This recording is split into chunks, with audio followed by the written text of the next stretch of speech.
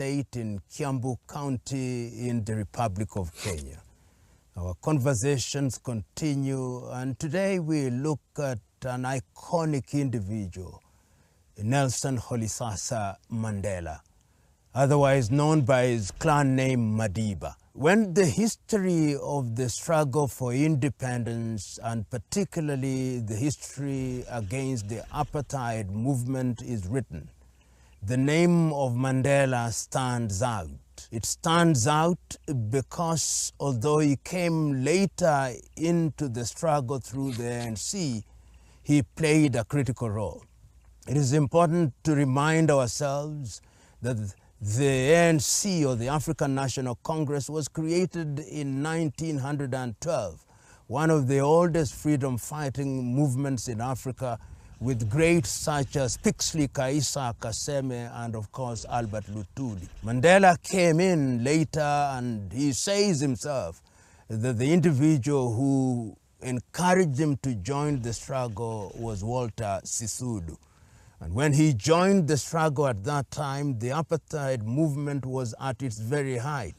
You will remember during that period in 1948, after the World War II, that is when Hendrik Verwoerd came up with the whole idea of separate development, which was then characterized as apartheid and which was declared by the UN as a crime against humanity. And the issue that arose in the very early days of the struggle, particularly in the 1960s, was the ideological orientation of the African National Congress. In the 1960s, 50s, coming up to the 60s, there are those who took the view that the ANC was not radical enough. And that is why in 1960, Robert Mangaliso Sobukwe then left the ANC and formed the Pan-African Congress. But Mandela, Govan Mbeki, and of course Ahmed Kathrada and Walter Sisulu remained in the African National Congress. The question then arose, are we going to eliminate the apartheid regime through armed struggle, or we are going to do it through agitation? And Mandela famously said that I hear Mahatma Gandhi, I hear Martin Luther King Jr. saying non-violence, but I am not a violent man, but I am not a pacifist. When the other person chooses to use the other fist, I too will use my fist. And it is on the back of that argument that Umkhonto weSizwe was then formed, which Nelson Mandela led. Umkhonto weSizwe meaning the spear of the nation, which became the armed wing of the African National Congress. And Mandela's legacy begins to emerge in a very unique way at that particular time, when he leads Umkhonto weSizwe and they begin to attack apartheid installations within the country that we know as South Africa. And ultimately, they are arrested.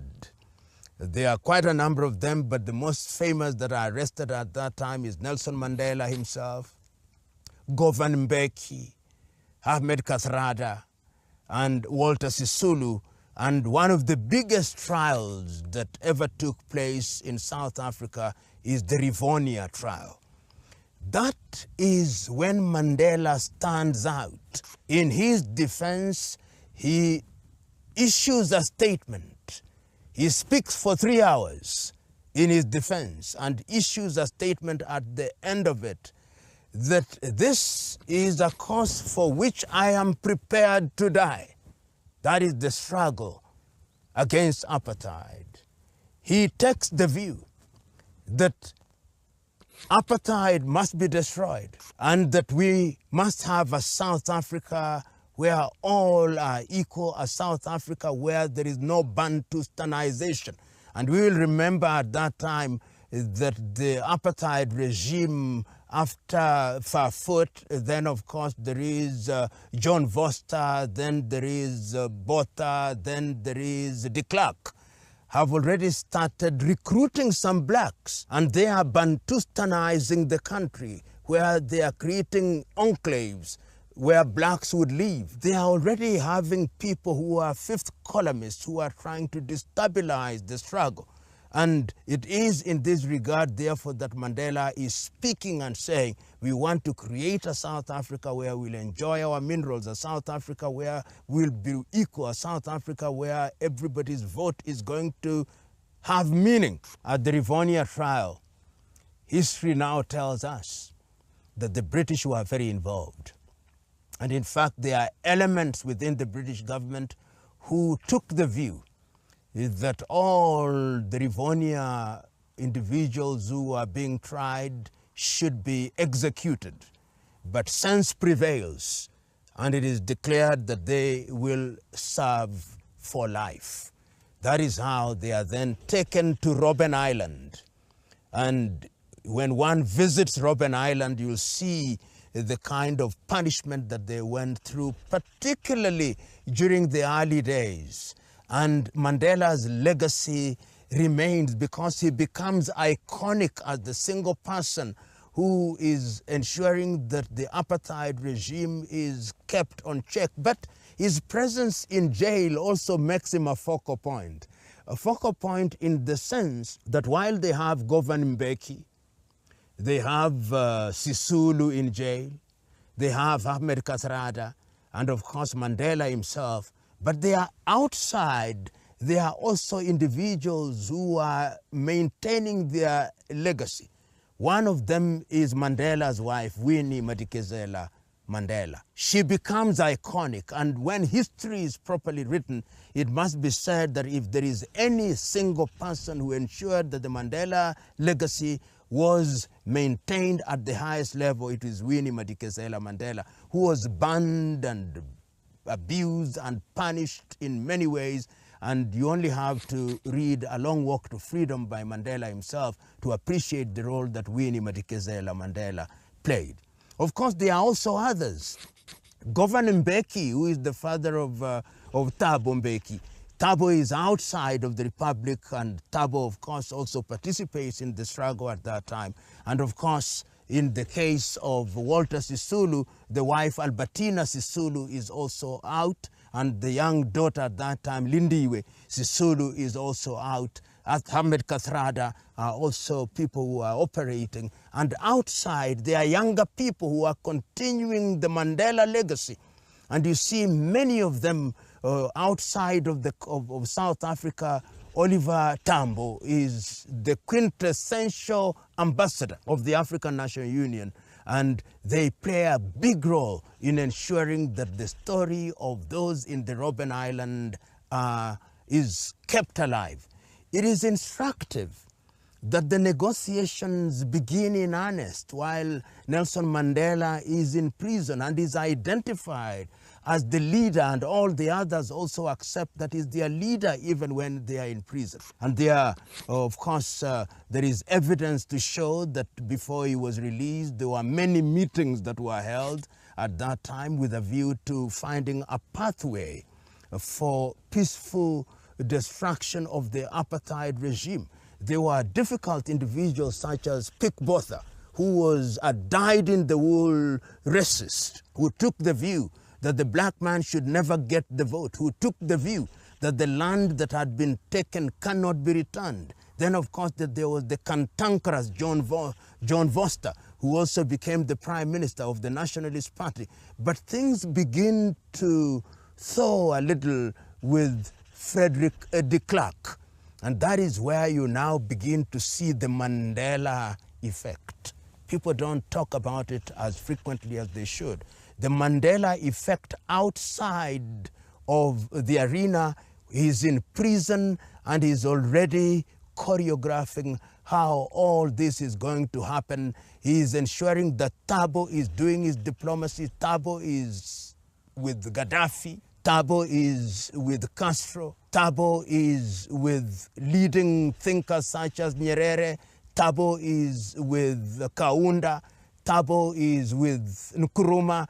Thabo is talking to all these fellows. Thabo is with Mugabe, keeping the movement alive and ensuring that people are trained in Mkonto Wesis, where there are also younger people who are following after Mandela, some of whom die, like Tiro Ngopotse, who dies in Botswana, and many others, Solomon Mahlangu, who also dies. And through the activity, you know that through the conversations of Nelson Mandela, that's how Nyerere then creates a school for the ANC, Solomon Mahlangu School, which was in Morogoro in Tanzania. So the negotiations go on, but Mandela is very measured, because the whites you are dealing with in South Africa are not your typical colonialists who you will tell to go to Britain, you will tell to go to France, you will tell to go to Portugal. They are saying, this is our land, we are going nowhere. How are you going to deal with them? Because they own almost 80% of the land. The Indians also own almost 10% of the land. The Africans only have a short hand. That is how Mandela then takes the view that what we need to do is to give meaning to what Nkrumah said. Seek ye first the political kingdom and the rest will come. And it is through that he says, let us remove the apartheid regime first.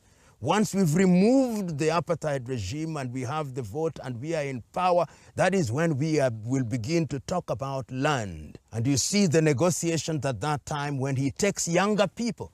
He is quite aware that in his absence that there have been other people such as Chris Hani, people such as Cyril Ramaphosa, who through the COSATU trade union are involved in some way, and he therefore works with them. Desmond P.L.O. Tutu, who is also active from the church, as indeed is Alan Busak, who is colored, and they are working together, and ultimately the negotiations lead to the constitution, the temporary constitution, and ultimately the democratic elections in 1994. And this is how we then define Mandela, that it was very easy. And I'm informed that the whites were prepared to destroy South Africa.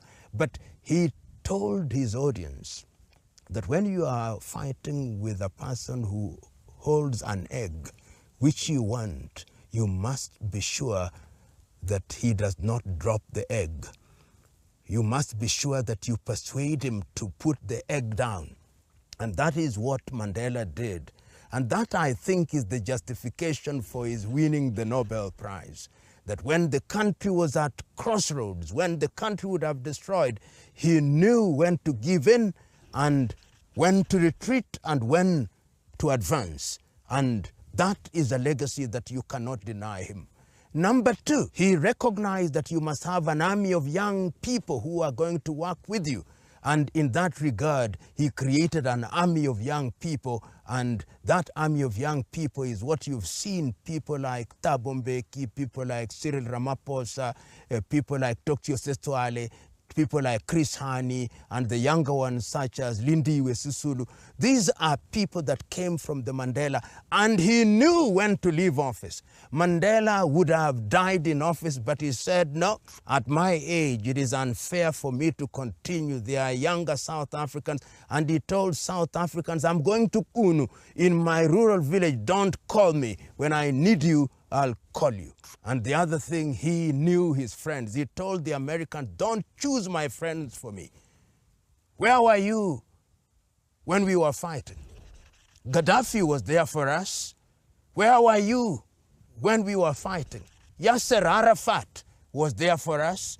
Where were you when we were fighting? Fidel Castro was there for us.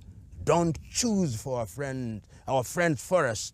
And I remember him saying this in the United States of America, telling the United States of America, you are one of the worst countries, one of the warmongers in the world. He went on to tell them, is it not true that in fact, when Japan was retreating on all fronts, you used the atom bomb in Hiroshima and Nagasaki not to destroy Japan only, but also to tell the Soviet Union, if you play with us, this is what is going to happen with you.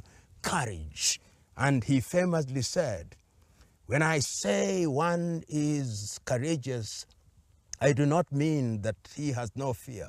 All human beings fear, but courage is our ability to conquer fear.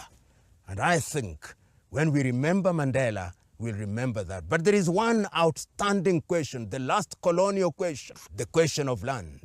I see many people blaming Mandela, saying, but the land question was not resolved. Land question is work in progress. And I believe the younger generation of South Africans, the younger generation of freedom fighters, such as my friend Julius Selo Malema, these are the individuals that must now engage in that fight to ensure that the land question and the economic situation of South Africans, black South Africans, is restored. Mandela built the foundation. It is a firm foundation. It is the duty of the younger generation to now build the walls in the knowledge that this fight against evil is a fight which is fought by generations. Nelson Rolihlahla Mandela was a great man, a great South African, a great African, and a great human being, and he'll be remembered fondly by persons of goodwill. Thank you very much. We continue our conversation. The continent of Africa is a continent that deserves to be addressed at different points and from different standpoints. But let us say our goodbyes in the knowledge that the conversation continues apace. Goodbye.